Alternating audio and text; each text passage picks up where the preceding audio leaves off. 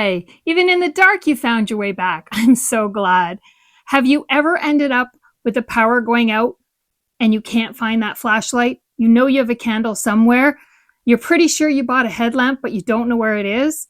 Well, today we're going to talk about 10 ways that you can navigate the dark should the power go out.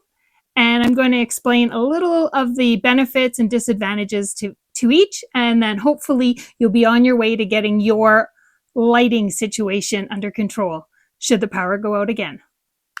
I'm Tracy and I'm from Alberta, Canada. And I'm here today to talk to you about not letting them keep you in the dark. The first thing we're going to talk about is, you guessed it, headlamps. Headlamps are almost essential to have as part of your preps, whether you're using them for maintenance on a car or switching out the lights so that you can actually see when you're threading that needle. They're great for kids. They keep you hands-free. The headlamps will come in different values, different power sources. You can pick them up at the dollar store. You can order them on Amazon. This one's from Costco. This one takes batteries and rechargeable batteries. It's something that you're probably going to want at least one per family member. They're great to keep in the vehicle. Just remember, you're going to have to keep checking on your batteries. So put that on your calendar. Check batteries in flashlights, headlamps, anything that you have batteries in. Make sure things are recharged. Some batteries need to be recharged regularly. It's not good for them to go flat. So make sure you know what you have and keep it ready to use in case of emergency. The next thing you're going to want to have on hand is rechargeable or battery operated lanterns.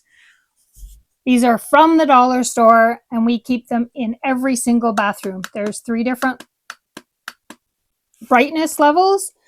They sit on the ledge in the bathroom. There's nothing worse than the power being cut or the power going out and you are sitting there doing your business. So one of these in each of our bathrooms and we are never in the dark. We also have different ones that we've picked up, Walmart, camping supply stores, and even the dollar store. You just open them, you can hang them, different brightness levels, and if you want to have a sale and direct people to where the best deals are, you've got that in this as well. Moving right along, we're going to talk about light sources that are powered by the sun. So we've had these for going on 10 years. They sure have gone up in price. When we first bought them, we bought them from a company. They were like Survival Frog, and they were like $5 or $8. And now I can't find them for less than $30 or $40. So if you can find these, please let me know in the comments where you found them at a better price, because I definitely will stock up on them again. We have these in all of the rooms at camp. They sit in the window. They collect sun until we're ready to use them. And then it's just a switch on. Let me shut down some of those other lights so you can see. It's really quite bright. And you can have the flasher too if you need that, but will not last as long with it flashing. But they do last all night. So this is a great thing to have. Again, we have the solar charge. So no batteries, no charging cables, nothing required except for the sun.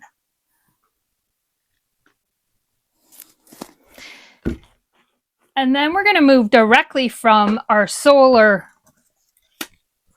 lantern to our solar flashlight. There's the solar panel on here that will charge it up, or it also has the crank. So this is flashlight and it's also radio. I do not own the rights to this song. It just came on the radio as I was showing you how the radio works. So no copyright infringement here. And then we have another crank flashlight.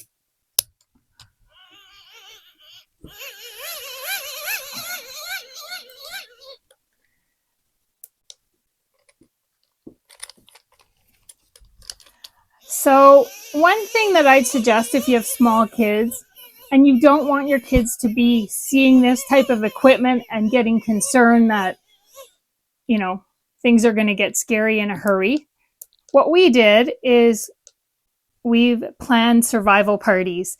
So some of them have been camping type where we've given the kids the equipment we need them to know how to use. These are pretty cheap. They make really great take-home gifts for the kids who might be coming to your party.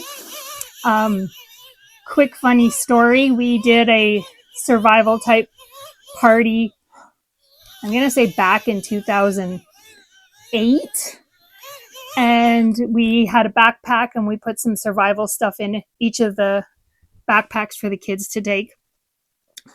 Fast forward to last summer, the power went out and it was out for like almost 24 hours. And my granddaughter said, the only flashlight I could find was the wind-up flashlight that I had from the party that we had way back when. So they hang on to this stuff. But this is a good thing to have for the kids. I would not want this to be my only source because I definitely don't want to have to be relying on stopping and winding up. But in the long run, you run out of batteries, you can't find your cable, you know that this is going to work.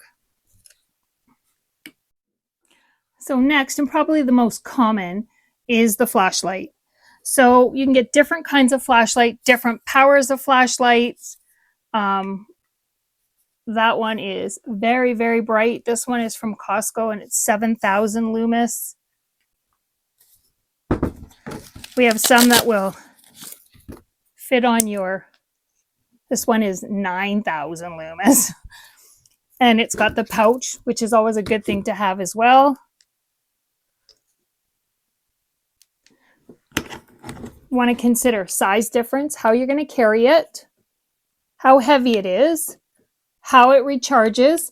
The one thing that I would recommend is if you're getting one that has batteries and the option to recharge, to make sure that recharging is a common end. So like one that works on your phones or something like that. There's nothing worse than having a great device, whether it's a flashlight or something else, and not being able to find the charger. And I know that sounds not prepared at all if you're losing the charger, but it happens all the time where you can't find the chargers.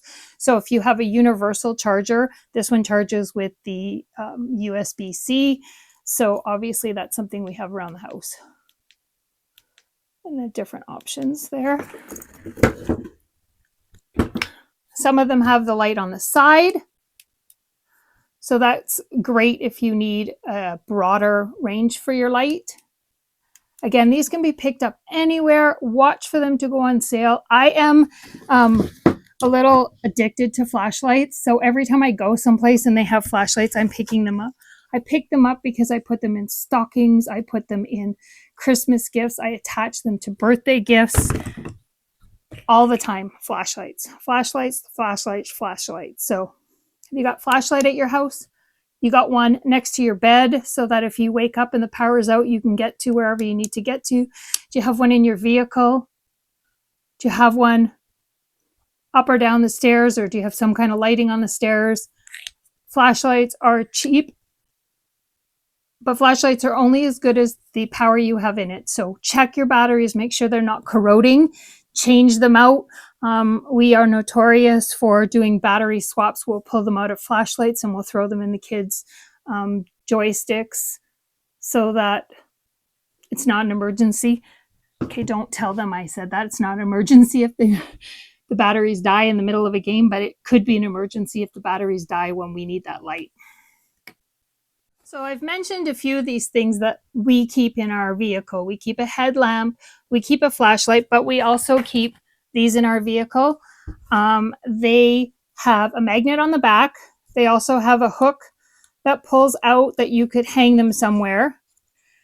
And they have different modes. So there's the flashing mode.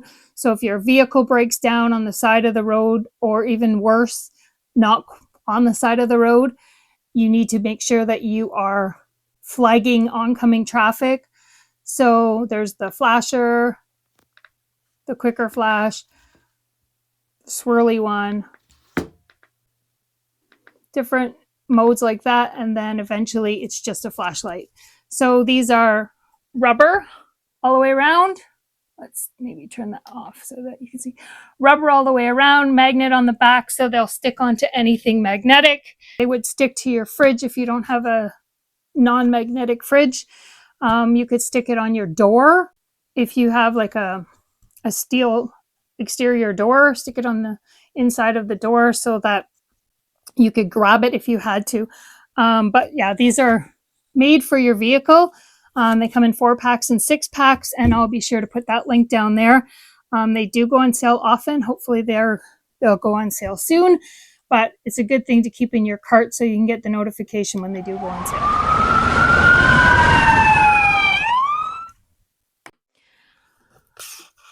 So these under cabinet lightings are something that I just kind of became aware of last fall. And what we bought them for at the beginning was to go on the stairs at the cabin, because we do not have lights on during the night. But if somebody has to walk down the stairs, we want to make sure they're lit. So these have sensors. I don't think I can show you the sensor because it's just going to turn right on, but different levels. And I'm going to attach a small video showing you how they will light themselves up as you pass them. We also have one in our bathroom upstairs, and it attaches, they are magnetic as well. It attaches to the over the toilet shelving unit.